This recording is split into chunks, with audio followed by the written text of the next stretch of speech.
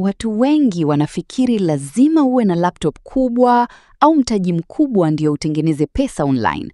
Lakini ukweli ni kwamba mwaka 2026 unaweza kuanza kutumia simu yako tu pamoja na AI.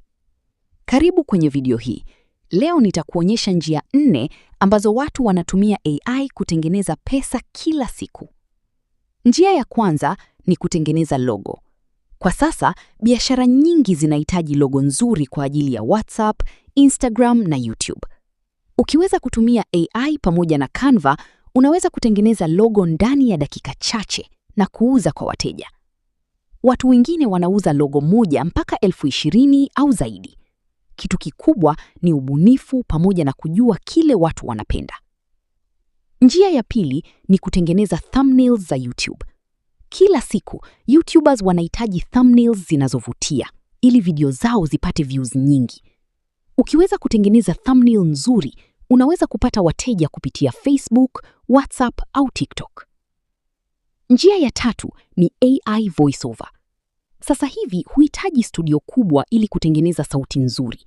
Kuna AI tools zinazoweza kusaidia kutoa sauti safi kwa ajili ya videos za YouTube, TikTok na matangazo. Watu wengi wanatafuta mtu wa kuwasaidia narrations za videos zao. Hivyo hii inaweza kuwa opportunity nzuri sana. Njia ya 4 ni kutengeneza shorts za TikTok na YouTube.